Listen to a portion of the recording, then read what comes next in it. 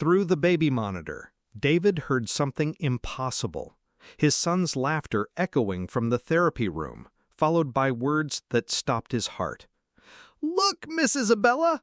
I'm walking like the other kids!" David Sterling stood at his office window 40 stories above Manhattan, watching tiny figures move like ants on the streets below. At 38, he commanded a tech empire worth over $2 billion. Yet the silence in his penthouse office felt deafening. His assistant's voice crackled through the intercom. "Mr. Sterling, the new physical therapist canceled again. That's the 4th one this month." He closed his eyes, pressing his palm against the cool glass. "Find another one."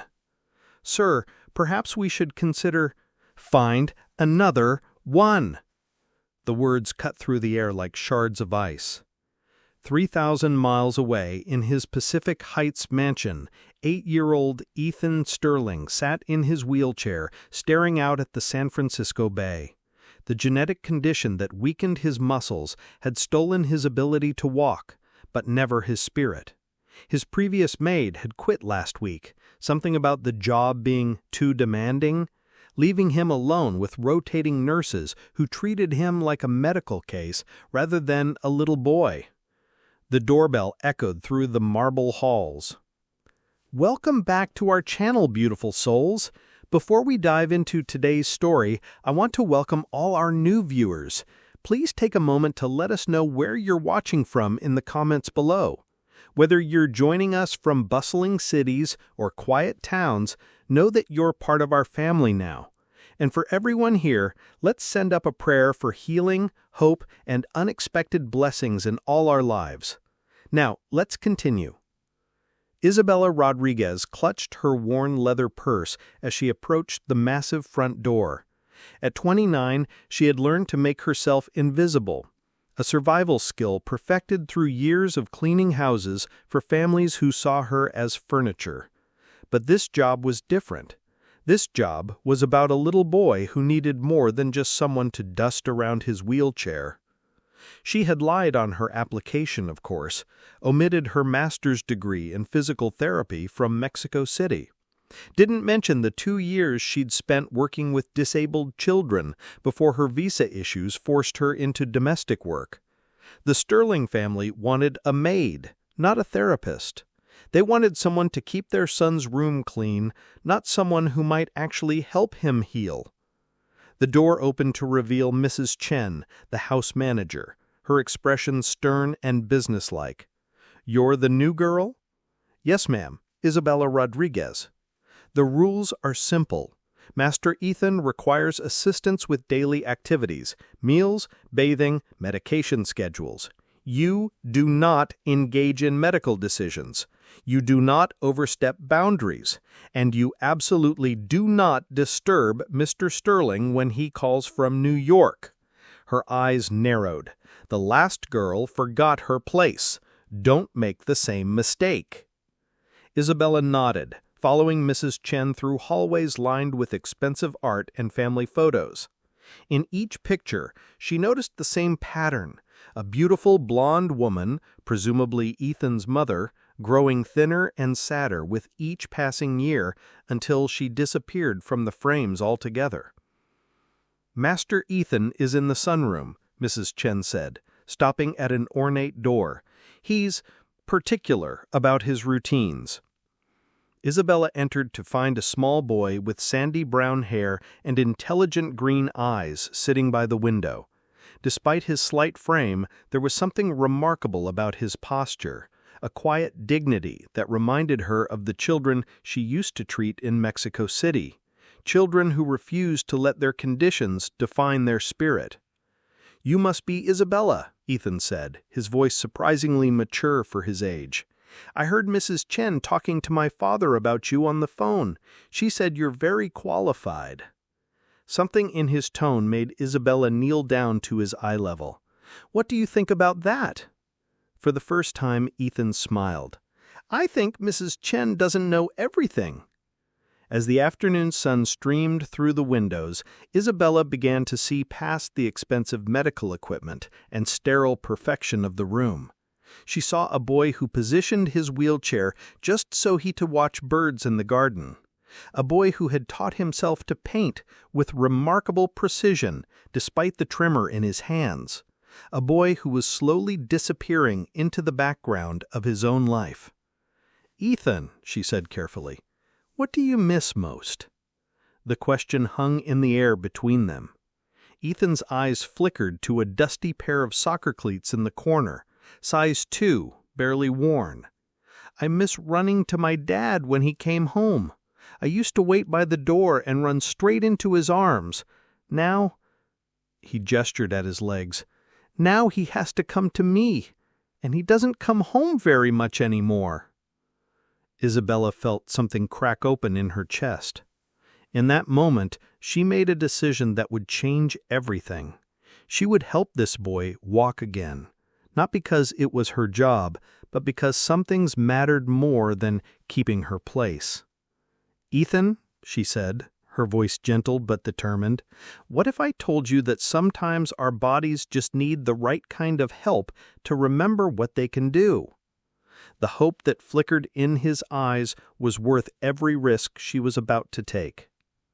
How do you think Isabella should approach helping Ethan? Have you ever had someone believe in you when others had given up? Share your thoughts in the comments. I love reading your insights and experiences.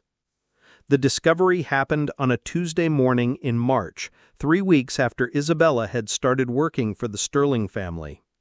David had flown in unexpectedly from New York, his red-eye flight landing at 5 a.m. due to a canceled board meeting. Exhausted and running on his 4th cup of coffee, he moved through his house like a ghost haunting his own life. The silence felt different somehow, almost hopeful. He was heading to his study when he heard it. Laughter. Real, bubbling, 8-year-old boy laughter echoing from the direction of the sunroom. David froze in the hallway, his briefcase dropping from suddenly nerveless fingers. When was the last time he'd heard Ethan laugh like that? Before the diagnosis? Before Sarah left? Before he'd built walls so high around his heart that even his own son couldn't climb them? The sound drew him forward like a magnet. "That's it, Ethan. Feel how your muscles want to remember. They're not broken, they're just sleeping." Isabella's voice, warm and encouraging, drifted through the partially open door. David pressed himself against the wall, peering through the crack. What he saw shattered every assumption he held about what was possible. Ethan was standing. Not fully. Isabella supported most of his weight with expert positioning, her hands placed precisely at his hips and under his arms. But his legs were bearing some weight, his feet planted firmly on the hardwood floor. More than that, he was moving. One careful step, then another, Isabella guiding him with the kind of professional knowledge that should have been impossible for a maid to possess. "I can feel my feet," whispered Ethan, wonder coating every word. "Miss Isabella, I can actually feel them touching the ground." "That's because your nervous system is stronger than the doctors think," Isabella replied, her voice thick with emotion. "Children with SMA often have more potential for mobility than anyone realizes. We just have to work with your body, not against it." David's breath caught in his throat. SMA. She knew the medical terminology. She understood his son's condition in a way that suggested... What? Who was this woman he'd hired to clean his house? Isabella helped Ethan into a specially positioned chair. Not his wheelchair, but something that looked almost like medical equipment. When had she brought that in? How had she managed it without anyone noticing? "Now we're going to work on your core strength," she continued, guiding Ethan through movements that looked suspiciously like professional physical therapy exercises. "Remember, your brain knows how to tell your muscles what to do. The pathways are still there." "Will I ever run again?" Ethan asked, his voice small and vulnerable. Isabella was quiet for a long moment, and David found himself leaning forward, desperate to hear her answer. "I don't know, sweet boy," she said finally, "but I know that 3 weeks ago you couldn't stand for even 5 seconds. Today you stood for 2 whole minutes. Your body is remembering how to be strong." "My dad would be so happy if he saw this," Ethan said, and David felt like he'd been punched in the stomach. "But he's always in New York. He says business is important." "Parents sometimes hide when they're scared," Isabella said gently, helping Ethan stretch muscles that David had been told would never function properly again. "It doesn't mean they don't love you. Sometimes it means they love you so much that seeing you struggle hurts too much to bear." David closed his eyes, his chest tight with recognition and shame. How had a stranger seen through him so completely? "I used to have a little boy I worked with in Mexico. His name was Miguel, and he had the same condition as you. His father was a proud man, too proud to cry in front of his son, so he worked longer hours, stayed away more, thinking he was being strong." "What happened?" Ethan asked. "Miguel got better, much better, and when his father finally saw him walk across the room, he cried anyway. All that time he'd wasted being afraid. Miguel forgave him, because that's what children do. They love us even when we fail them." David felt tears burning behind his eyes, tears he hadn't allowed himself to shed in 2 years. "Do you think my dad would cry if he saw me walk?" Ethan asked. "Oh, sweet boy," Isabella whispered, "I think your father would fall to his knees." The words hit David like a physical blow. He stumbled backward, his shoulder connecting with a side table, sending a crystal vase crashing to the marble floor. The sound exploded through the quiet house like a gunshot. Isabella spun around, her eyes wide with terror as she saw David standing in the doorway. Ethan's face lit up with pure joy before immediately clouding with confusion at the look on his father's face. "Daddy," Ethan called out, "you're home. Did you see? I was standing. Miss Isabella has been helping me, and I can—" "What exactly is going on here?" David's voice was ice cold, his business mask sliding into place to hide the emotional chaos raging beneath. His eyes locked on Isabella, who had gone pale as she carefully helped Ethan back into his wheelchair. "Mr. Serling, I can't explain. You can explain why you're practicing medicine without a license on my son? You can explain why you've brought unauthorized medical equipment into my home? You can explain why you've been lying to me since the day I hired you?" Isabella's hands shook as she steadied Ethan, who looked back and forth between the adults with growing distress. "Sir, I was only trying to help." "Help?" David's voice rose, years of suppressed anguish erupting. "Do you have any idea what you could have done to him? Do you know how fragile he is? How many specialists have told me that pushing too hard could make things worse?" "Daddy, please." Ethan's voice was small and frightened. "She was helping me. I felt strong." "Ethan, go to your room now." "But Dad, now." The word echoed through the sunroom like a slap. Ethan's face crumbled as he activated his wheelchair and rolled towards the door, casting one desperate look back at Isabella. When they were alone, David turned on Isabella with the full force of his fury and fear. "Who are you? And don't lie to me again. I saw what you were doing. That wasn't housekeeping, that was professional therapy. So who are you?" Isabella straightened, her chin lifting with sudden defiance. "I'm someone who believes your son deserves a chance." The simple statement hung between them like a challenge, and for a moment David saw past her fear to something else, a fierce protectiveness that reminded him painfully of Sarah in the months before she'd given up and walked away. But Sarah was gone, and he wouldn't let another person fill his son with false hope only to abandon them when reality proved too harsh. "You're fired," he said quietly, Pack your things and get out of my house. If I find out you've been in contact with my son after this, I'll have you arrested." Isabella's eyes filled with tears, but she held his gaze steadily. "Mr. Serling, in 3 weeks, your son has made more progress than get out." As Isabella walked past him towards the door, she stopped, just close enough that he could hear her whisper, "He was standing, Mr. Serling. Your little boy was standing, and he was happy. When's the last time you saw him happy?" Then she was gone, leaving David alone in the sunroom, surrounded by specialized equipment he didn't understand and the lingering scent of hope he was too terrified to trust. What do you think David should do next? Have you ever been so afraid of hope that you pushed away the very thing that could heal you? Let us know your thoughts below. Your insights always inspire me.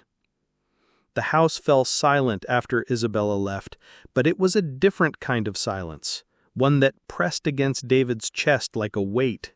For 3 days, he threw himself into damage control, making calls to medical professionals, researching liability issues, and convincing himself he'd done the right thing. "Mr. Sterling, I've confirmed that Isabella Rodriguez does hold a valid physical therapy license from Mexico," his lawyer informed him over the phone. "However, it's not recognized in California without additional certification. Technically, she was practicing without proper credentials." "Technically," David repeated, staring out at the garden where Ethan used to play before the diagnosis stole his mobility. "What about practically?" "Sir?" "Never mind. Just make sure she signs a non-disclosure agreement." But Isabella had vanished. The address on her employment application led to a small apartment complex where the manager said she'd moved out suddenly, leaving no forwarding address. It was as if she'd simply dissolved back into the invisible world of undocumented workers who cleaned houses and raised other people's children in the shadows. David should have felt relieved. Instead, he felt haunted. Ethan had barely spoken since Isabella left.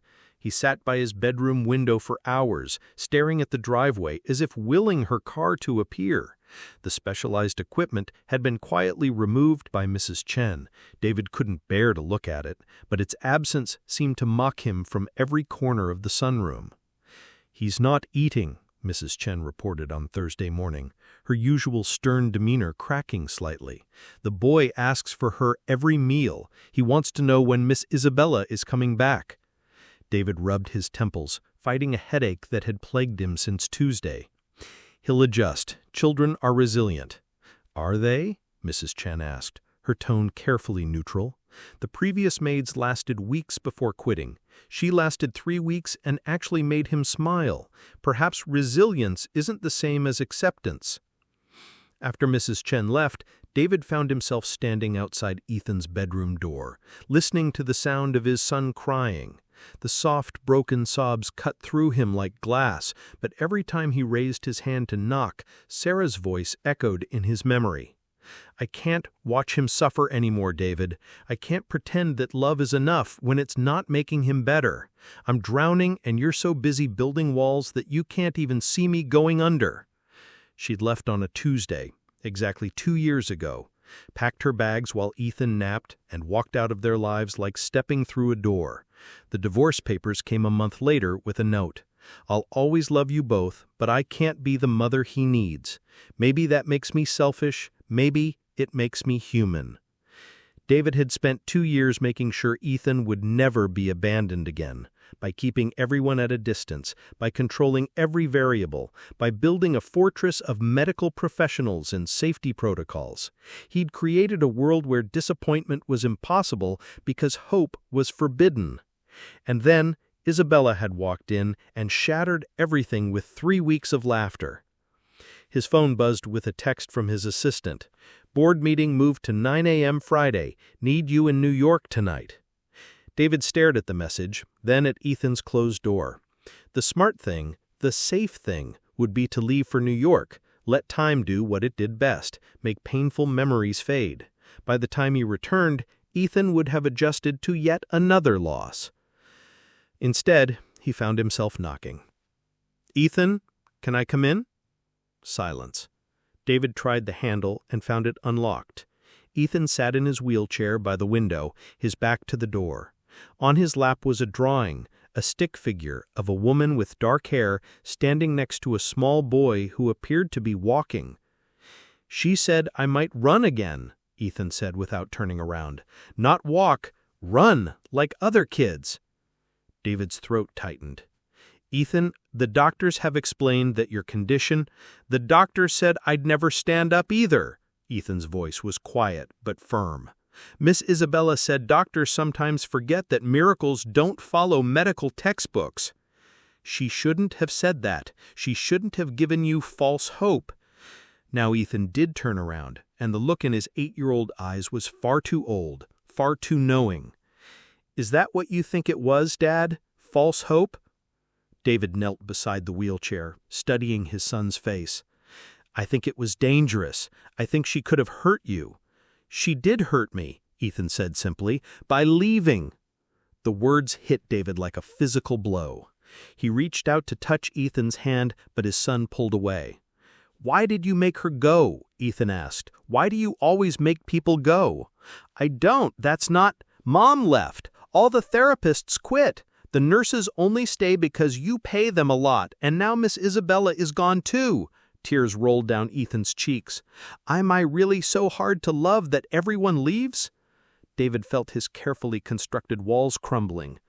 "Ethan, no. God, no, you're not hard to love. You're the best thing I've ever done in my life. Then why won't you fight for me?" The question came out as a whisper, but it might as well have been a shout. "Miss Isabella fought for me every day. She made me stronger. She made me believe I could be more than just sick." David closed his eyes, remembering the scene he'd witnessed, his son standing, laughing, alive in a way he hadn't seen in 2 years. "She made you believe in something that might not be possible," he said weakly. "And you made me believe that I wasn't worth the risk." The truth of it knocked the breath out of David's lungs. He looked at his son, really looked at him, and saw not a fragile patient to be protected, but a fighter who'd been trapped by his father's fear. "I was scared," David admitted, the words scraping his throat raw.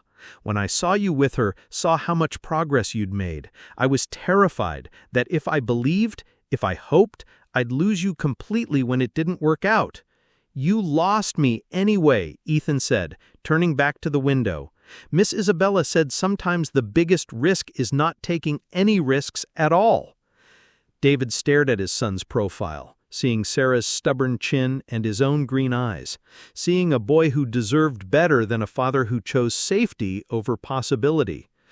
"What if I told you I made a mistake?" David asked quietly. Ethan didn't answer, but David saw his shoulders tense with attention. "What if I told you that watching you stand up was the most beautiful thing I've seen in 2 years, and I was too much of a coward to admit it?" Still silence, but Ethan's reflection in the window showed tears streaming down his face. "And what if I told you that I'm going to find Isabella and bring her back no matter what it takes?" Finally, Ethan turned around. "Do you mean it?" David reached for Ethan's hands, and this time Ethan didn't pull away. "I mean it. But Ethan, I need you to understand, even if she comes back, even if she helps you get stronger, there are no guarantees. She can't promise you'll walk normally. She can't promise you'll run." "She never promised me anything, except that she'd try," Ethan said. "That's all I want, Dad. Someone who believes I'm worth trying for." David pulled his son into his arms, breathing in the familiar scent of his shampoo and the lingering sadness that had become their constant companion. "You're worth everything," he whispered against Ethan's hair, "and I'm sorry it took me so long to be brave enough to prove it." As he held his son, David made a decision that terrified and exhilarated him in equal measure. He was going to find Isabella Rodriguez, and he was going to do whatever it took to bring her home, even if it meant admitting he'd been wrong, even if it meant risking his heart on hope. What do you think it will take for David to find Isabella?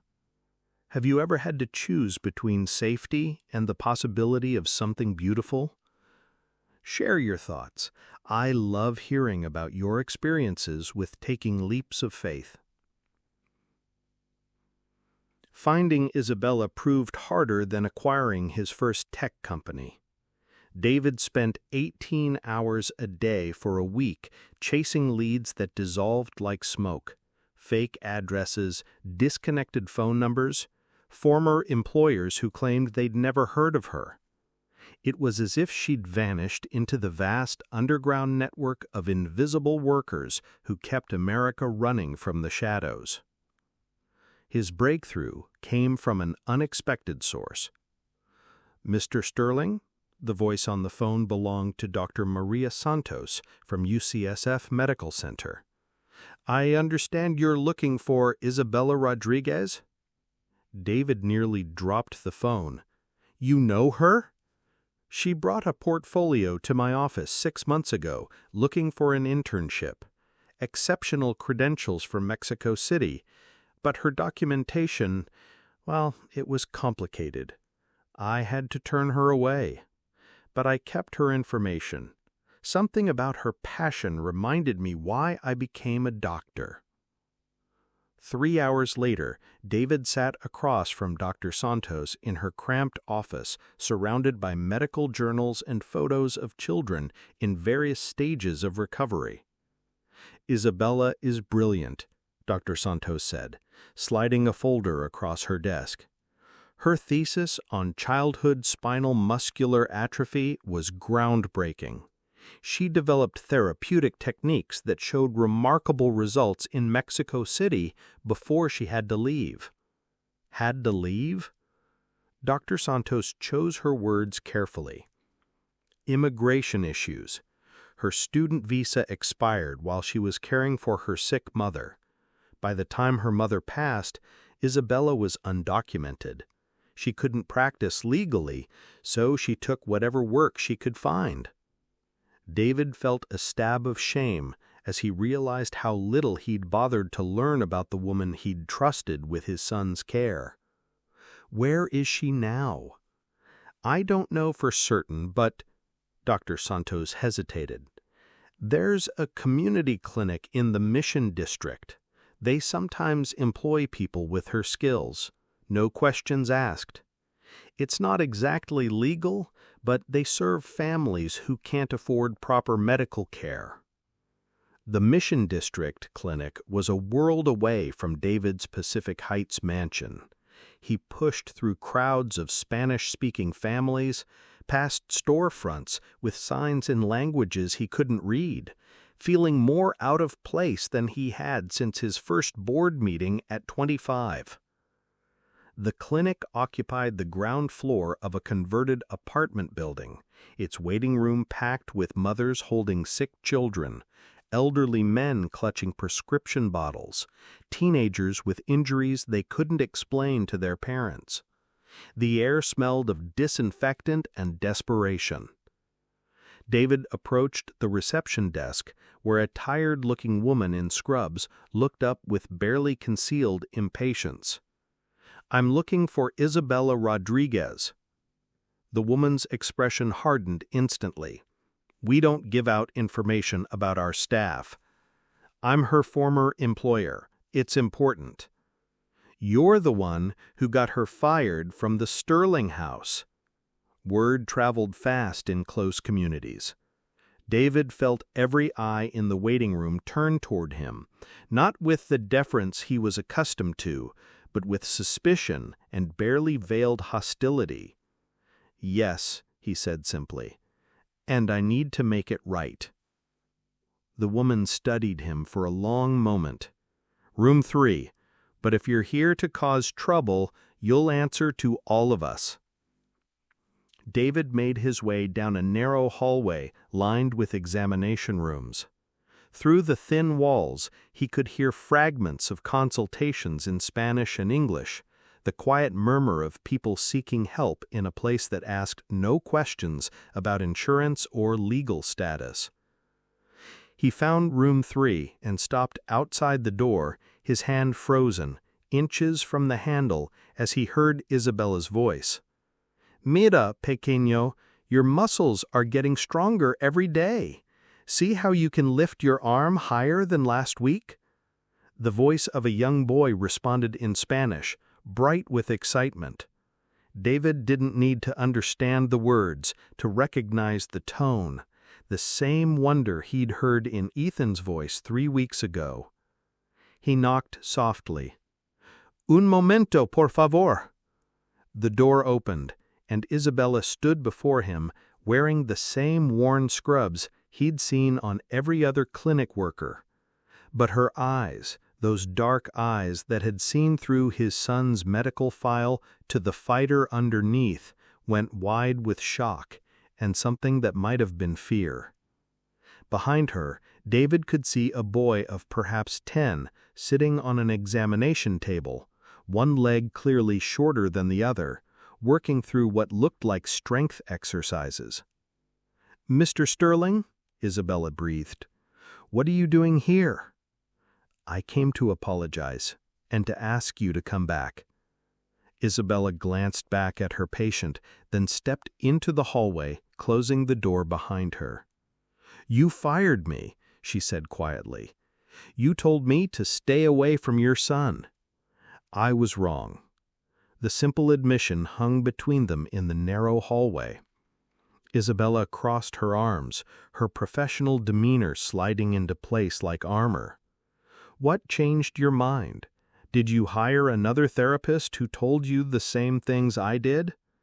"No," David said. "I listened to my son cry for 5 days straight. I watched him draw pictures of you helping him walk. I realized that in trying to protect him from disappointment, I was stealing his hope." Isabella's eyes softened slightly, but she didn't speak. "Dr. Santos told me about your credentials, about what you gave up to work with children. I should have known, should have asked." "Would it have mattered?" Isabella interrupted. "If you'd known I was qualified, would you have let me continue?" David considered the question honestly. "Probably not. I was so afraid of false hope that I couldn't see real progress when it was right in front of me. And now? Now I'm more afraid of giving up on my son than I am of believing in miracles." Isabella was quiet for a long moment, studying his face with the same intensity she'd once used to assess Ethan's muscle strength. "I can't come back as your maid," she said finally. "I won't lie about who I am anymore. I don't want you to. I want you to come back as Ethan's physical therapist. Full credentials, proper documentation, whatever it takes to make it legal. Mr. Sterling, you don't understand. My visa situation is complicated. I can't just— I have lawyers," David said. "Good ones. Whatever immigration issues you're facing, we'll figure it out. Together." Isabella shook her head. "You don't know what you're asking. The process could take months, maybe years. There are no guarantees." "There never are," David said, echoing her own words to Ethan. "But you taught my son that some things are worth trying for, even when the odds are against us." Before Isabella could respond, the door to room 3 opened, and her young patient peeked out. "Miss Isabella, está todo bien?" Isabella's expression transformed as she looked at the boy, her professional mask melting into genuine warmth. "Sí, Miguel, todo está bien. Mr. Sterling, this is Miguel Herrera. Miguel, this is a friend." Miguel studied David with the direct gaze that seemed universal among children who'd learned to navigate the adult world too early. "Are you here to take Miss Isabella away from us, too?" The question hit David like a punch to the stomach. He knelt down to Miguel's eye level, remembering how Isabella had done the same with Ethan. "Actually," David said carefully, "I'm here to ask her to help my son, but I would never want to take her away from you." Miguel considered this. "Is your son sick like me?" "Yes, he is." "Miss Isabella makes everyone stronger, but she can only work with one person at a time. That's why there's a waiting list." David looked up at Isabella, suddenly understanding the weight of what he was asking. These families needed her too. They'd been waiting for help long before he'd arrived with his guilt and desperation. "How many patients do you have here?" he asked. 15 regular clients, Isabella said quietly, most of them children. Their families can't afford private therapy, and the public programs have 6-month waiting lists.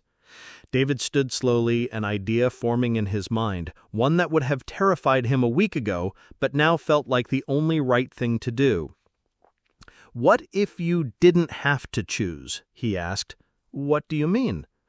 "What if I funded a proper pediatric therapy center here in the Mission, serving families who need it most? You could run it, train other therapists, help dozens of children instead of working in secret." Isabella stared at him as if he'd spoken in a foreign language. "Mr. Sterling, that would cost—" "Money I have," David said. "What I don't have is my son's trust or his belief that he's worth fighting for. You gave him that in 3 weeks. Let me give you the resources to do the same for every child who needs it." Miguel looked back and forth between them, following the conversation with the intensity of someone whose life depended on the outcome. "But first," David continued, his voice dropping to a whisper, "I need you to come home with me. Ethan thinks I drove you away because he wasn't worth the risk. Show him he was wrong. Show him that sometimes adults can make better choices, even if it takes us longer to find the courage." Isabella was quiet for so long that David began to fear she would refuse. Then Miguel tugged on her scrub top. "Miss Isabella, my mama says that when God opens one door, he usually opens others too. Maybe you can help the sad boy and still help us." Isabella looked down at Miguel, then back at David. For the first time since he'd arrived at the clinic, she smiled. "One condition," she said. "Miguel comes with us. If I'm going to help your son, I want him to meet someone else who refuses to give up." David nodded, understanding instinctively that this wasn't just about logistics. It was about showing Ethan that he wasn't alone in his struggle, that there were other children fighting similar battles with courage and hope. "There's just one problem," Isabella said as they prepared to leave. "I don't have a car."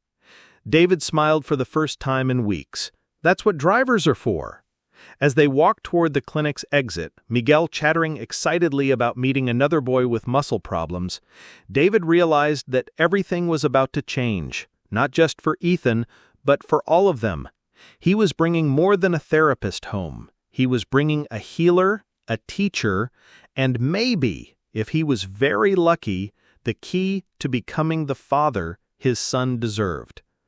How do you think Ethan will react to seeing Isabella return with a new friend? Have you ever had to take a leap of faith that required trusting not just yourself, but others too?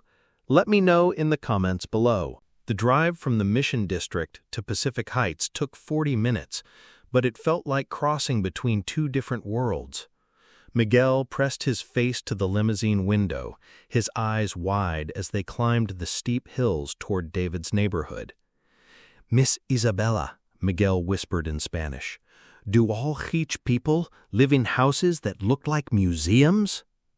Isabella smiled, translating for David. "He wants to know if your house is really as big as it looks from the outside." "Bigger," David said, suddenly self-conscious about the excess that had once made him proud. "Miguel, have you ever seen the Golden Gate Bridge from a house?" Miguel shook his head, his excitement temporarily overriding his shyness. As they pulled into the circular driveway, David saw Mrs. Chen waiting by the front door, her expression unreadable. Behind her, barely visible through the window, was Ethan's wheelchair. "He's been waiting there for 2 hours," Mrs. Chen said as they approached. "Ever since you called to say you were coming home with company." David knelt down to Miguel's level. "Miguel, I want you to know that my son might be a little scared at first. He's been disappointed by a lot of people leaving, and he might not trust that you and Miss Isabella are really here to stay." Miguel nodded solemnly. "My papa left when I got sick. I understand about being scared." The simple statement hit David like a physical blow. But before he could respond, the front door opened and Ethan appeared, his eyes locking immediately on Isabella. For a moment, nobody moved. Then Ethan's face crumpled and he began to cry. Not the angry tears David had expected, but tears of relief so profound they seemed to come from the depths of his soul. "You came back," Ethan whispered. Isabella crossed the distance between them in 3 quick strides, dropping to her knees beside his wheelchair and pulling him into a fierce hug. "I never wanted to leave, pequeño," she murmured against his hair. "Never." David watched the reunion with a mixture of joy and heartbreak, understanding for the first time how much damage his fear had caused. But his attention was drawn to Miguel, who hung back near the doorway, studying the interaction with the wise eyes of a child who'd learned to read the emotional currents of adult behavior. "Ethan," David said gently, "I'd like you to meet someone special. This is Miguel. He's been working with Ms. Isabella, too." Ethan looked up from Isabella's embrace, wiping his eyes as he took in the other boy. Miguel stepped forward, his slight limp more pronounced as he tried to hide his nervousness. "Hola," Miguel said carefully. "Ms. Isabella told me you're very strong." "I'm not strong," Ethan said quietly. "I can't even walk." "Neither can I," Miguel replied matter-of-factly. "But watch this." Without warning, Miguel dropped to the floor and began doing push-ups, modified ones that accommodated his shorter leg, but push-ups nonetheless. "Ms. Isabella taught me that strong doesn't mean the same thing for everyone. Strong means not giving up." For the first time in days, Ethan smiled. "Can you teach me to do those?" "If Ms. Isabella says it's okay." As the boys began to talk, David found himself standing beside Isabella, both of them watching the tentative friendship beginning to bloom. "Thank you," David said quietly, "for coming back, for bringing him, for everything." Isabella was quiet for a moment. "Mr. Sterling, there's something you need to understand about what happened in Mexico, about why I had to leave." Something in her tone made David turn to look at her fully. "What do you mean?" "Miguel reminded me when he said his father left when he got sick." Isabella's voice trailed off. "My story isn't so different." She led David to a quiet corner of the foyer while the boys continued their conversation under Mrs. Chen's watchful eye. "I had a son," Isabella said, the words coming out like a confession. "Diego. He was 6 when he was diagnosed with muscular dystrophy, a condition similar to Ethan's, but more aggressive." David felt his breath catch. "Had?" "I was working on my master's thesis, developing new therapeutic techniques specifically for children with muscle-wasting diseases. Diego was my inspiration, my test case, my everything." Isabella's hands trembled as she spoke. "For 2 years, I worked 18-hour days trying to find ways to help him maintain his strength, his mobility, his hope." "What happened?" Isabella closed her eyes, and David could see the pain etched in every line of her face. "I was so focused on being his therapist that I forgot to just be his mother. I pushed him through exercises when he was tired. I measured his progress instead of celebrating his laughter. I turned our home into a clinic and our relationship into a medical case study." David's throat tightened with recognition. "Isabella." "I told him we didn't have time. I said the exercises were more important than stories." "And?" "He died that night. A respiratory complication we hadn't anticipated. The last words he said to me were, 'Mama, will you read to me in heaven?'" David felt like someone had reached into his chest and squeezed his heart. He understood now why Isabella had seen through his fear so clearly. She'd lived with the consequences of putting medical outcomes ahead of human connection. After the funeral, I couldn't practice anymore. Every child I worked with reminded me of Diego, of how I'd failed him. My mother was sick by then, and I used caring for her as an excuse to leave everything behind. Isabella wiped her eyes with the back of her hand. When she died, I had nothing left. No career, no family, no legal status. Just the knowledge that I'd wasted my son's last months treating him like a patient instead of loving him like a child. David reached out instinctively, covering her hand with his. Isabella, you didn't fail him. You loved him so much you tried everything. I know that now, Isabella said, her voice steadying. Working with Ethan reminded me that love and healing aren't opposites. They're the same thing, expressed differently. When I saw how afraid you were to hope, I recognized myself in those weeks after Diego's diagnosis, so desperate to control the outcome that I forgot to enjoy the journey. They stood in comfortable silence for a moment, watching Ethan demonstrate his wheelchair's features to Miguel, who listened with genuine fascination. "Is that why you really came back?" David asked quietly. "Not for the job, but for the chance to do it right this time?" Isabella nodded. "Ethan reminds me of Diego in so many ways. The intelligence, the determination, the way he lights up when someone believes in him. But like with my son, I have a second chance to remember that progress isn't just about muscle strength. It's about joy, hope, and the knowledge that someone loves you exactly as you are. Even if he never walks normally?" "Even then," Isabella said firmly. "Because the greatest disability isn't in his muscles, Mr. Sterling. It's in adults who see limitations before they see possibilities." David looked at his son, really looked at him, and saw not the broken child he'd been protecting, but the remarkable boy who'd been waiting for someone to believe in him. "I want to do it right this time too," David said quietly, "not just as his father, but as the man he deserves to have as a father." Isabella smiled, the first truly warm smile she'd given him since he'd found her at the clinic. "Then we'll do it together, all of us." From across the foyer, Ethan's voice rang out with more excitement than David had heard in months. "Dad, Miguel says Ms. Isabella taught him to play soccer sitting down. Can we try it in the garden?"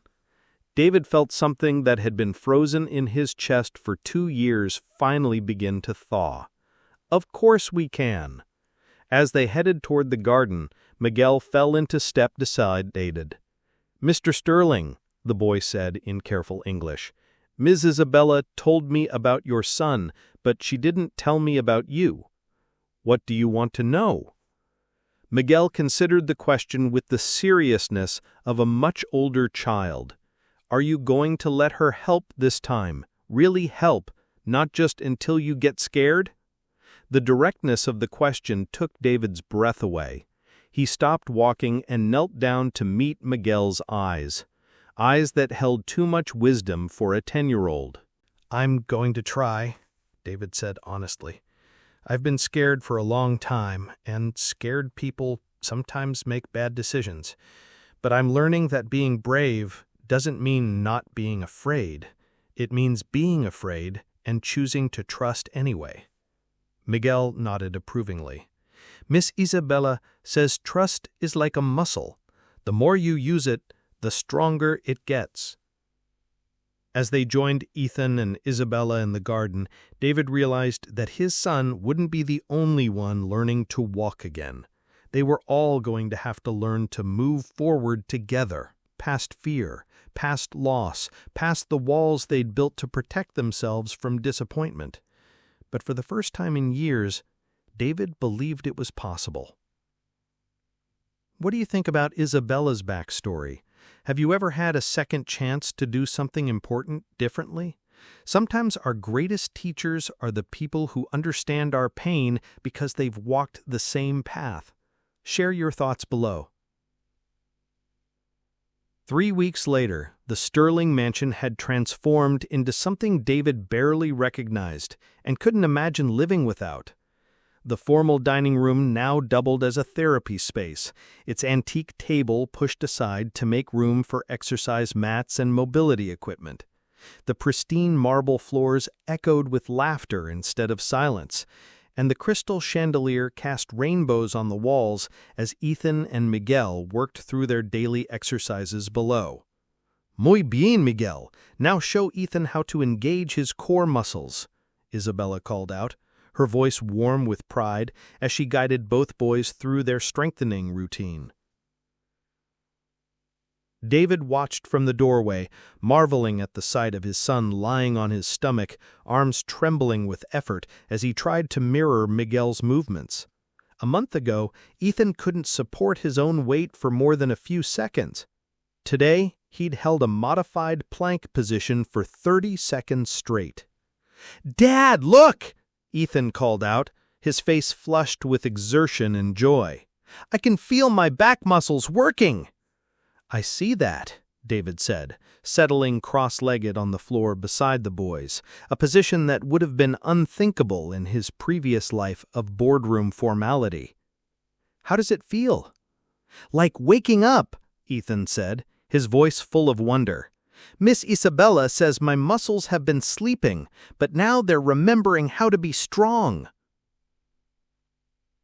Miguel rolled over to face David, his English improving daily through constant practice with Ethan.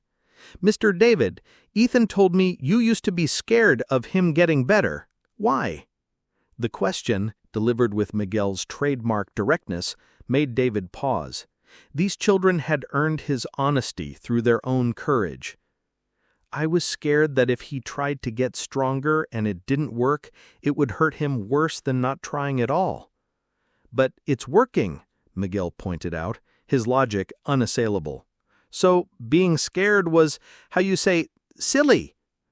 Isabella laughed from across the room where she was preparing their afternoon snack. "Miguel, adults sometimes think being scared is the same as being smart. We forget that the best things in life require a little bit of foolishness." "Like love?"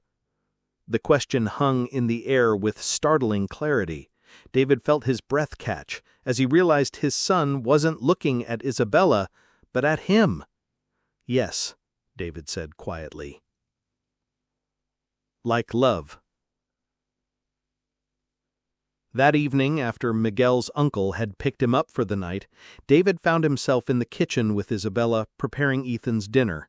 It had become their routine, this quiet time when they could talk while Ethan did his homework in the adjacent study.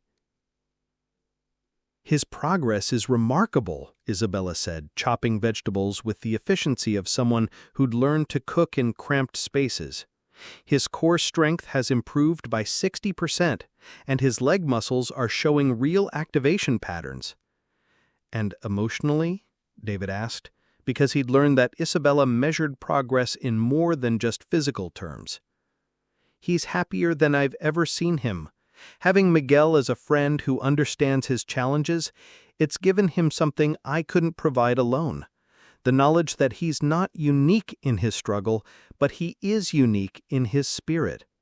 David stirred the soup, breathing in the aroma of garlic and herbs that had replaced the sterile smell of medical equipment in his home. "What about you? How are you doing with everything?" Isabella was quiet for a moment, her hands still as she considered the question. "Some days are harder than others. When I watch Ethan laugh, I think about Diego and wonder what he would have been like at 8.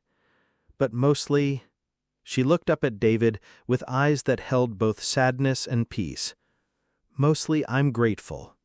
For second chances. For the opportunity to help another little boy remember how to hope.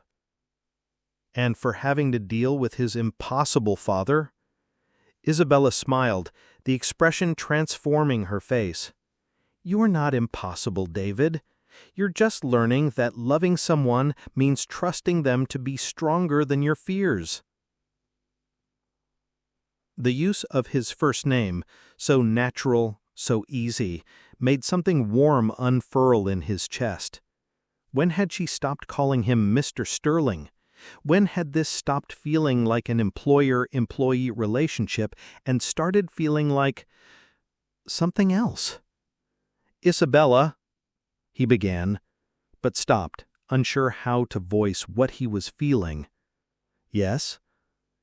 "I need you to know that what you've done for Ethan, for both of us, it goes beyond anything I could have imagined when I hired you."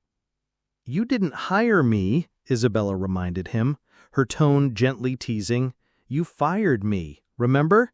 Then you stalked me to a clinic in the Mission and practically kidnapped me."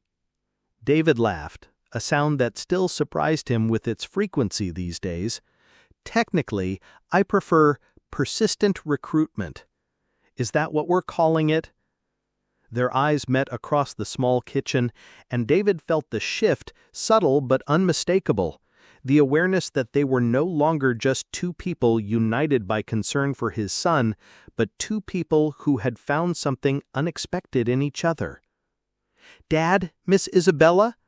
Ethan's voice carried from the study. "Can you come here? I want to show you something."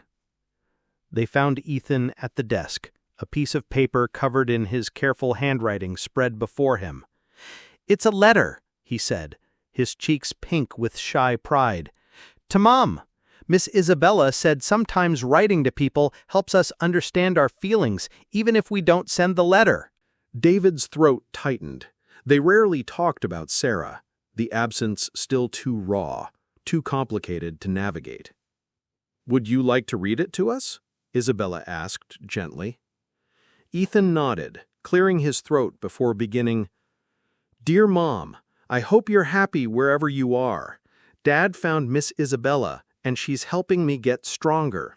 I can almost stand up by myself now, and I have a friend named Miguel who has muscles like mine, but speaks Spanish and is teaching me bad words I'm not supposed to repeat." Despite the emotion of the moment, both adults smiled at that. "I used to be mad at you for leaving," Ethan continued, "but Miss Isabella says that sometimes people leave because they love us so much that seeing us struggle hurts too much to bear. I don't understand that completely, but I think maybe you were scared, like Dad was scared. Dad isn't scared anymore, though. He laughs now, and he sits on the floor with me, and yesterday I saw him teaching Miss Isabella how to use the espresso machine, and they were both laughing really hard when it made that loud noise." David glanced at Isabella, remembering the previous morning's coffee disaster that had ended with them both covered in foam and helpless with laughter. "I want you to know that I'm okay," Ethan read. "Better than okay. I'm learning that being different doesn't mean being broken, and that families aren't just about who shares your blood, but about who chooses to stay and help you grow. I have that now. I hope you find it too. Love, Ethan. P.S. Miss Isabella makes really good soup, and Dad is learning to cook too, but he's not very good at it yet." When Ethan finished reading, the room was quiet, except for the sound of David trying not to cry. "That's beautiful, Pequeño," Isabella said, her own voice thick with emotion. "How does it feel to write those words?" "Like letting go of something heavy," Ethan said. "Miss Isabella, do you think Mom would be happy that I'm getting stronger?" Isabella looked at David, seeking permission to answer honestly. At his nod, she turned back to Ethan. "I think your mother would be amazed by how strong you've become, not just in your muscles, but in your heart. And I think she would be grateful that you have people who love you exactly as you are, while still believing in who you might become. I have that now. I hope you find it too." That night, after Ethan had gone to bed, David found Isabella in the garden, sitting on the bench where his son used to watch other children play. The San Francisco fog was rolling in, wrapping the city in its familiar embrace. "Thank you," he said, settling beside her. "For today, for every day, for showing him how to make peace with his mother's absence." "She's remarkable," Isabella said. Both of you are. A month ago, this felt like a house where people existed separately. Now it feels like a home where people grow together."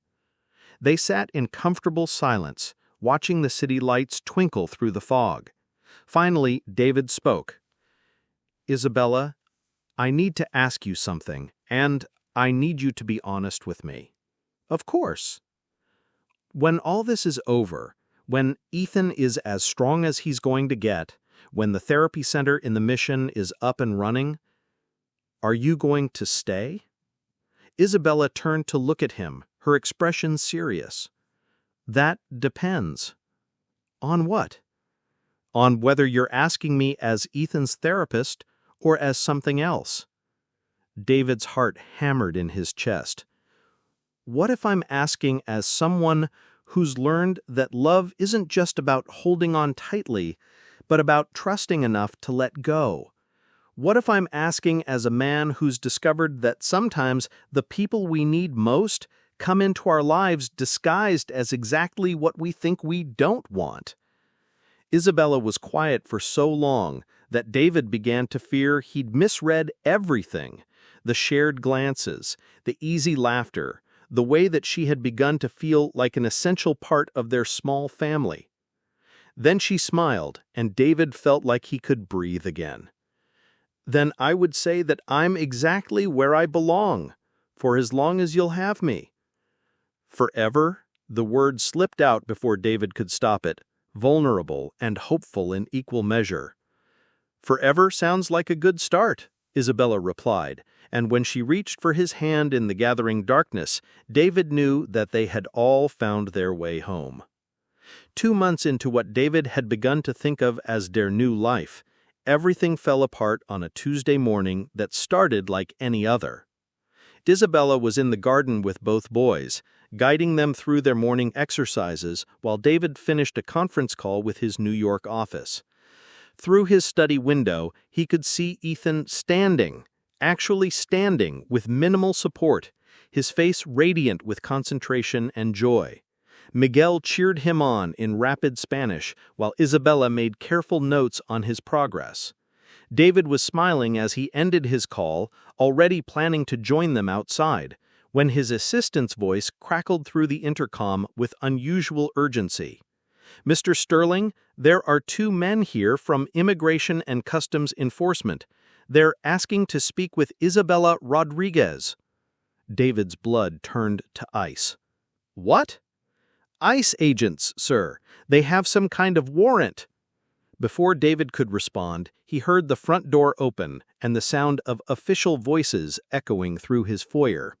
He ran to the window and saw Isabella freeze in the middle of demonstrating a leg exercise, her face draining of color as she obviously recognized the sound. "Miss Isabella!" Ethan's voice carried clearly across the garden. "What's wrong?"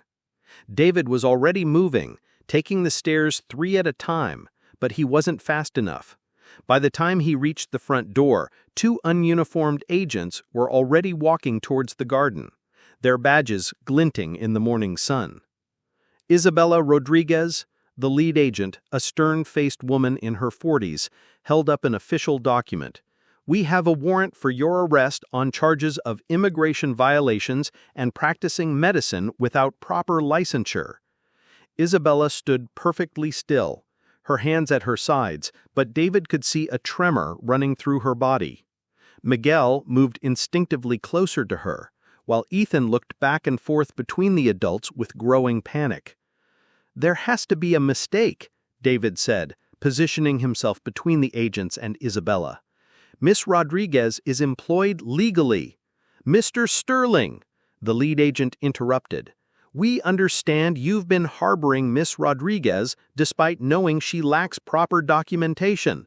That makes you complicit in—" "I'm not harboring anyone!" David's voice rose dangerously. "She's my son's physical therapist working under proper supervision, with an expired student visa and no California licensure," the second agent added, pulling out handcuffs. "Ma'am, you need to come with us." "Wait." Isabella's voice was barely a whisper, but it stopped everyone. "Please, Give me 1 moment with the children." The agents exchanged glances. "Make it quick." Isabella knelt down to Ethan's eye level, her hands shaking as she reached for his wheelchair handles to steady herself. "Miss Isabella, you're not leaving again, are you?" Ethan's voice was small and terrified. "You promised you wouldn't leave." "I know, pequeño, I know." Tears rolled down Isabella's cheeks as she struggled to find words that could possibly explain this to an 8-year-old who'd already been abandoned by too many people. Sometimes grown-ups have to go away even when they don't want to, even when they've promised to stay. "But you're helping me get better," Ethan said, his voice breaking. "I was standing. I was really standing."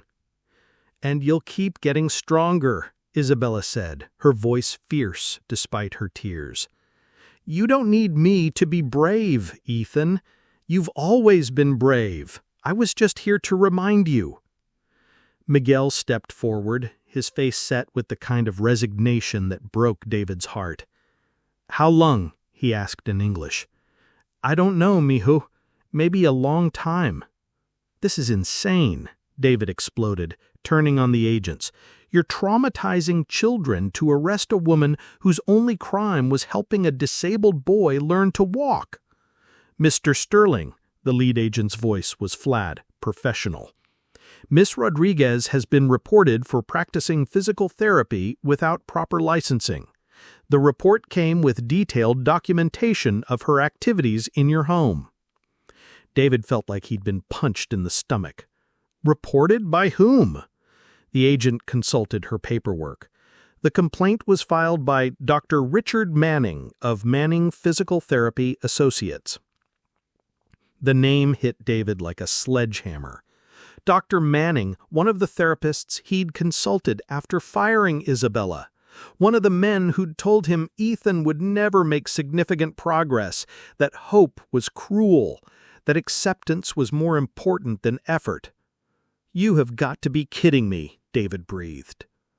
"Dad?" Ethan's voice was barely audible. "What's happening?" But before David could answer, Isabella was standing, her back straight and her chin lifted with quiet dignity. "I'll come with you," she said to the agents. "But please, let me gather my things. There are medical notes about the children that their doctors will need. You have 5 minutes." As Isabella walked past David toward the house, she paused just close enough that only he could hear her whisper, "Take care of them, both of them. Don't let this break what we've built." "Isabella, wait!" But she was already gone, disappearing into the house that had become her home, followed by the agents who would tear her away from everything she'd grown to love. David turned to find both boys staring at him with identical expressions of betrayal and confusion. "You said she wouldn't leave," Ethan said, his voice hollow. "You promised she was staying this time." "Ethan, this isn't... I didn't know." "You said grown-ups could make better choices," Miguel added, his English failing him as emotion took over. Now she's gone," Ethan finished.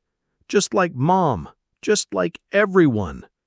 David knelt down, reaching for his son, but Ethan rolled his wheelchair backward away from his father's touch. "Don't," Ethan said, his 8-year-old voice carrying the weight of too much disappointment. "Don't tell me it's going to be okay. Don't tell me she's coming back. You don't know. You promised before, and you were wrong." The front door slammed, and through the window David could see Isabella being led to an unmarked car, her hands cuffed behind her back. She looked back at the house once, just once, and David saw her mouth the words, "I'm sorry," before the car door closed.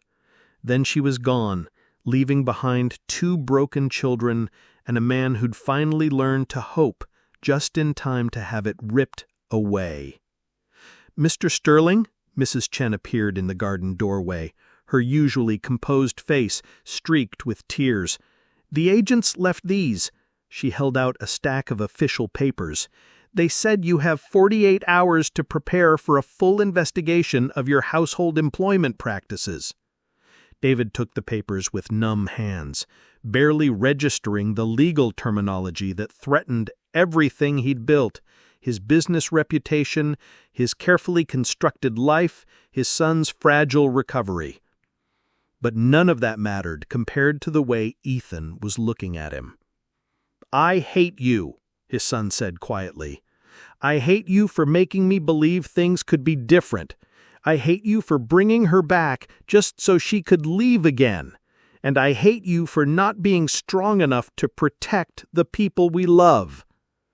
The words hit David with the force of physical blows, but he couldn't argue with them, because Ethan was right. He'd failed again. He'd let fear and bureaucracy and his own naive belief that money could solve everything destroy the best thing that had happened to their family in years. "Ethan!" "No." Ethan's voice was final. "I don't want to talk to you. I don't want to do therapy. I don't want to get stronger. What's the point if everyone just leaves anyway?" As Ethan rolled his wheelchair toward the house, Miguel following with tears streaming down his face, David was left alone in the garden that had so recently echoed with laughter. He sank onto the bench where he'd held Isabella's hand just weeks before, the official papers scattered at his feet, and realized that in trying to give his son everything, he'd managed to lose the only things that truly mattered.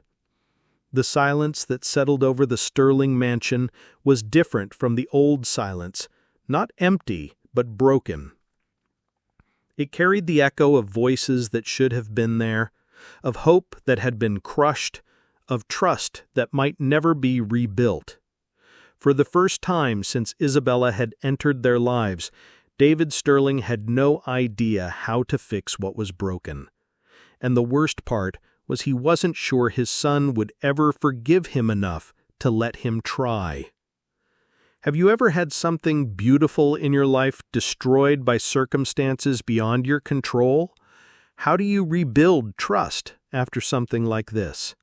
Sometimes the hardest part isn't the loss itself, but figuring out how to keep fighting when hope feels dangerous. Share your thoughts below. Your stories of resilience always inspire me. For 3 days, David Sterling's mansion existed in a state of suspended animation. Ethan refused to leave his room except for meals, which he ate in silence while staring at the empty chair where Isabella used to sit. Miguel's uncle had stopped bringing him over after the first day, when he'd spent 2 hours crying in the garden, calling Isabella's name in Spanish. David threw himself into damage control with the desperate energy of a drowning man. His lawyers worked around the clock, filing motions and pulling strings, while his publicist managed the media storm that erupted when news leaked of the tech billionaire whose household had been raided by ICE. But none of it brought Isabella back. On Thursday morning, David Sterling sat in his study staring at a stack of legal documents that might as well have been written in ancient Greek for all the comfort they provided. His lead attorney, James Morrison, had just delivered the news with the blunt efficiency that made him worth his exorbitant fees. "The immigration case is complicated," Morrison said, adjusting his tie with the nervous energy of a man delivering bad news to someone who could buy and sell him twice over. "Isabella's student visa expired while she was caring for her mother, which technically makes her undocumented. The unlicensed practice charges are more serious. Dr. Manning provided detailed documentation of her activities." "What kind of documentation?" David asked, though he wasn't sure he wanted to know. "Photos? Video? He apparently had someone watching your house for weeks, building a case." Morrison's expression was grim. "David, this wasn't a random complaint. This was targeted, systematic surveillance designed to destroy her." David closed his eyes, feeling sick. "How long?" "Deportation hearings can take months, even years if we fight it, but she's being held without bail due to the medical practice charges. The judge ruled her a flight risk." "She was helping a child learn to walk," David said, his voice hollow. Her crime was giving my son hope. Her crime was practicing physical therapy without proper licensing in the state of California, Morrison corrected gently. The law doesn't care about intentions, only actions. After Morrison left, David found himself standing outside Ethan's bedroom door, listening to the silence within. His son hadn't spoken to him since Tuesday, hadn't asked about Isabella, hadn't cried, hadn't done anything but retreat into the kind of emotional isolation that David recognized with sickening clarity, because he'd perfected it himself. He knocked softly. No response. "Ethan, I have news about Miss Isabella." Still nothing. David tried the handle and found it unlocked. Ethan sat by his window in the same position he'd occupied for 3 days, staring out at the garden where Isabella had taught him to believe in his own strength. "She's okay," David said, settling into the chair beside his son's wheelchair. "She's not hurt, she's not sick, she's just detained." "Detained," Ethan repeated, his voice flat. "Like jail?" "Something like that." "Because of us, because she helped me." David's chest tightened. "Because of me, Ethan, because I didn't protect her properly, because I didn't make sure she had the right paperwork, because I failed her the same way I failed you." For the first time in 3 days, Ethan turned to look at his father. His 8-year-old eyes held an expression that was far too old, far too knowing. "Are you going to fix it?" Ethan asked. The simple question carried the weight of everything: their relationship, Isabella's freedom, the fragile hope they'd all learned to nurture together. "I'm trying," David said. "I have lawyers." "That's not what I asked." Ethan's voice was quiet but firm. "Are you going to fix it? Really fix it, not just throw money at it and hope someone else makes it better?" David looked at his son, really looked at him, and saw not the fragile patient he'd spent 2 years protecting, but the fierce, determined fighter that Isabella had always seen. "What would fixing it look like to you?" David asked. "It would look like you remembering what Miss Isabella taught us, that sometimes the biggest risk is not taking any risks at all, that strong doesn't mean the same thing for everyone, that families aren't just about who shares your blood, but who chooses to stay and help you grow." The words, his own son quoting the woman they both loved, broke something open in David's chest. "You're right," he said quietly. "I've been trying to solve this the safe way, the legal way, the way that doesn't require me to risk anything important. But Isabella risked everything for us, didn't she?" Ethan nodded. "Then maybe it's time I did the same for her." That evening, David made a call that would have been unthinkable 6 months earlier. He dialed the number for Channel 7 News and asked to speak with Amanda Chen, the investigative reporter who'd been covering his story. "Miss Chen, this is David Sterling. I'd like to arrange an interview, tonight if possible. I have something to say about Isabella Rodriguez, and I think it's time the world heard the truth." 2 hours later, David sat in his living room across from Amanda Chen and her camera crew, his carefully constructed privacy about to be shattered in service of something more important than his reputation. "Mr. Sterling," Chen began, "Isabella Rodriguez was arrested at your home for immigration violations and unlicensed medical practice. Critics are calling this a case of a wealthy family exploiting vulnerable immigrant labor. What's your response?" I looked directly into the camera, thinking of my son upstairs, of Isabella sitting in a detention center, of all the other families who might be watching and facing similar impossible choices. My response is that Isabella Rodriguez is the most qualified, most caring, and most ethical medical professional my son has ever worked with. She helped him make progress that his licensed, expensive, proper therapists said was impossible, and she did it not because I was paying her well, I was paying her minimum wage to be a maid, but because she saw a child who needed help and couldn't walk away. But she was working illegally. She was working compassionately. She was working with skills and knowledge that our immigration system refuses to recognize. She was working with a dedication that put licensed professionals to shame. If that's illegal, then our laws are the problem, not Isabella Rodriguez. Chen leaned forward. Are you saying you knowingly employed an undocumented worker? I'm saying I employed a miracle worker who happened to be undocumented through no fault of her own. Her student visa expired while she was caring for her dying mother. Her Mexican credentials weren't recognized here, despite being superior to most American training programs. She was forced into the shadows by a system that wastes human potential and then punishes people for trying to use their gifts anyway. What do you want to happen now? I took a breath, knowing that my next words would change everything. I want Isabella Rodriguez to be immediately released and given the path to legal residency. I want her Mexican credentials to be reviewed and recognized. I want her to be given the respect she's earned and the chance she deserves. She paused, looking directly into the camera. And I want every viewer watching this to ask themselves, if your child needed help, if someone with the knowledge and compassion to provide that help was available, would you really care more about paperwork than about healing? The interview aired at 11 that night. By morning, David's phone was ringing nonstop. Some calls were supportive, other parents sharing similar stories, medical professionals offering assistance. Others were viciously critical, accusing him of undermining the rule of law. "We're getting married," Ethan announced to anyone who would listen.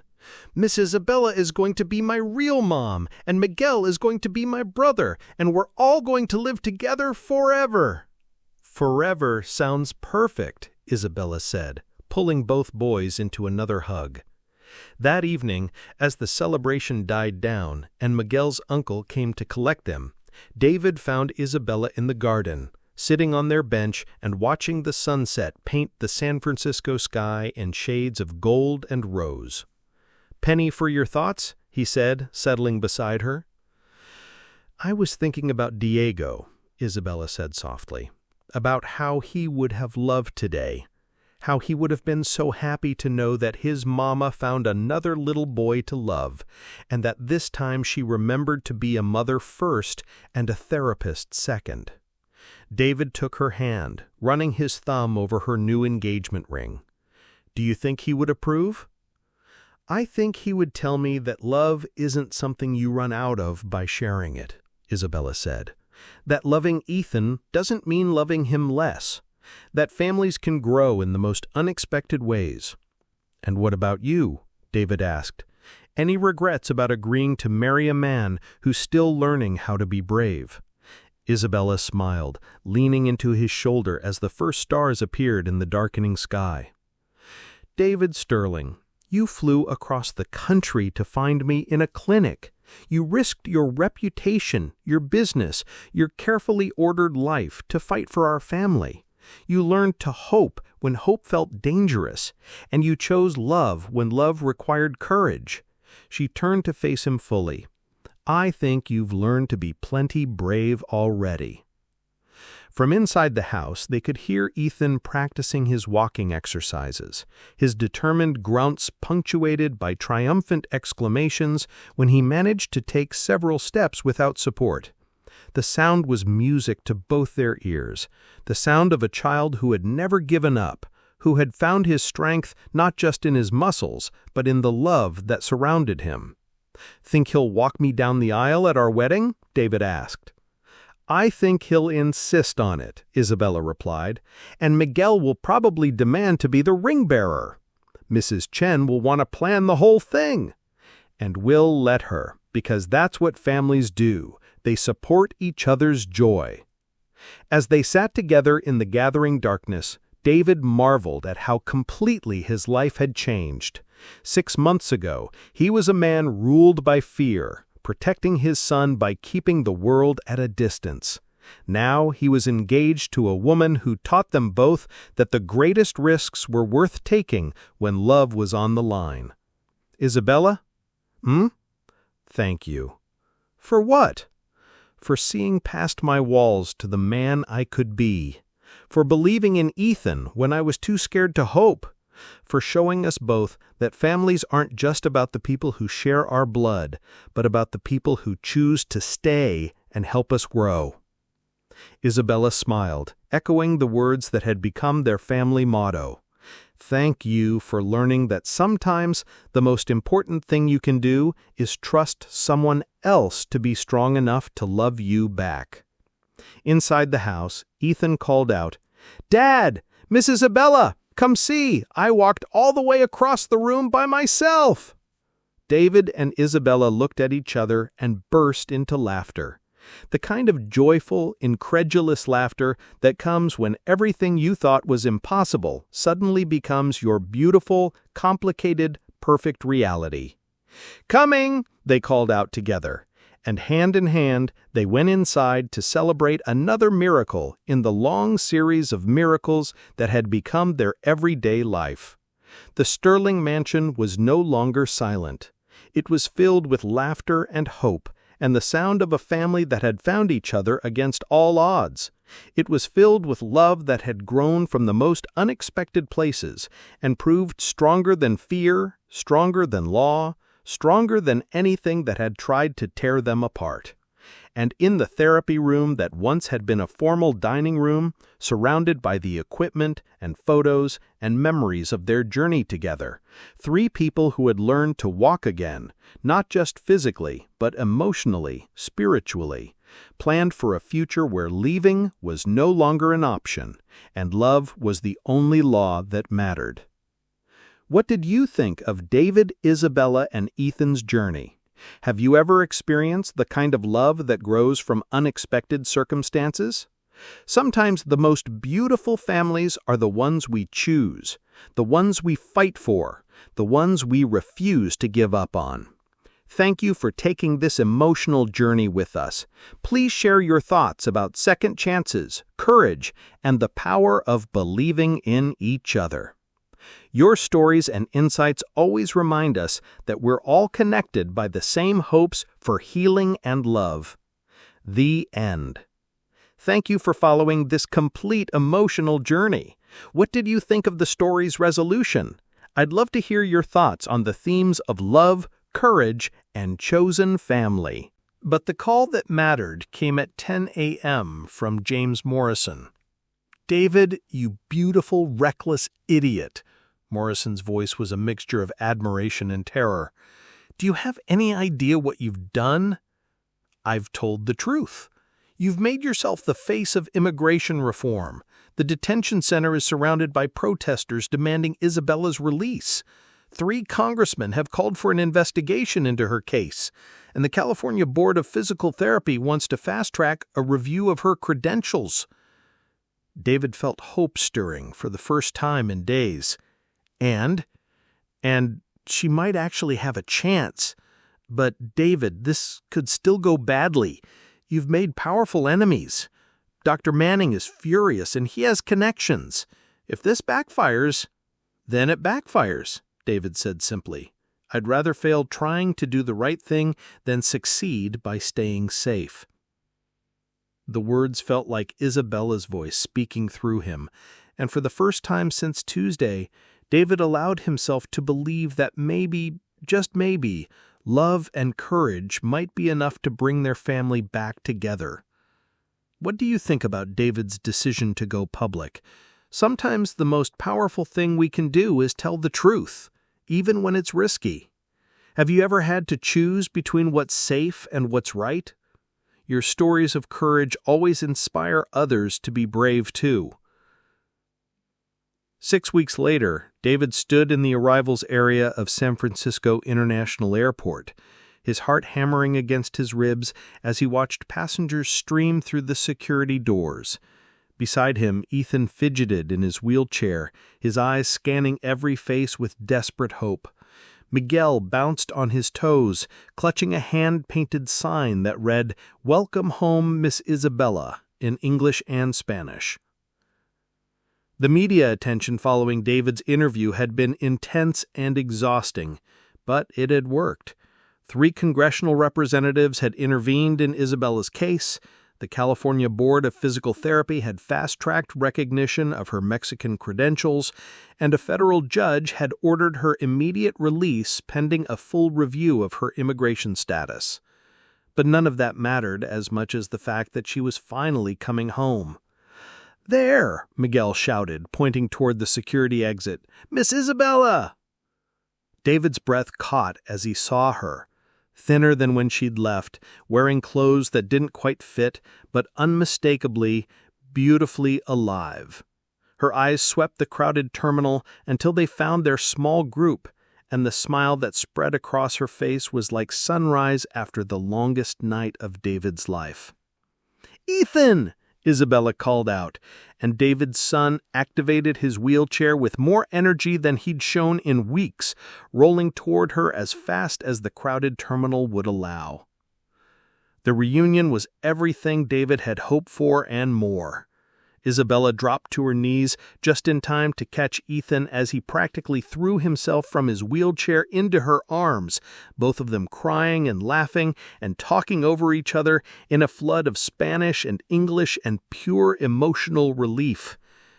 Miguel joined the embrace, wrapping his arms around both of them and chattering in rapid-fire Spanish about everything Isabella had missed. David hung back, content to watch, until Isabella looked up and caught his eye over the children's heads. "Hola, stranger," she said softly, her voice thick with emotion. "Hola yourself," David replied, kneeling down to join their small circle. "How are you?" "Perfect now," Isabella said, reaching out to touch his face with trembling fingers. "David, what you did, the interview, the lawyers, the media campaign, I can't believe you risked everything for me." "You risked everything for us first," David said simply. "I was just returning the favor." Before we continue with this beautiful reunion, I want to take a moment to acknowledge everyone who's been following this journey with us. Whether you've been here since the beginning or just joined us, your presence means everything. From small towns to big cities, from different countries and cultures, we're all connected by the same hopes for love, healing, and second chances. The drive home was filled with the kind of joyful chaos David had missed desperately. Isabella listened with rapt attention as Ethan and Miguel competed to tell her everything that had happened in her absence, occasionally translating for each other when excitement made them forget which language they were speaking. "And Dad went on TV," Ethan announced proudly. "He told everyone you were the best therapist in the world and that the laws were stupid." "Ethan," David said mildly, "I don't think I used the word stupid." "You should have," Miguel added with conviction, making Isabella laugh, a sound David had feared he might never hear again. But it was when they reached the house that the real magic happened. Isabella stopped in the foyer, staring at the transformation that had taken place in her absence. The formal spaces had been completely reconfigured into a proper therapy center, complete with professional equipment, parallel bars, and exercise mats. But more than that, the walls were covered with photos, pictures of Ethan and Miguel working together, progress charts documenting their improvements, and drawings the boys had made during Isabella's absence.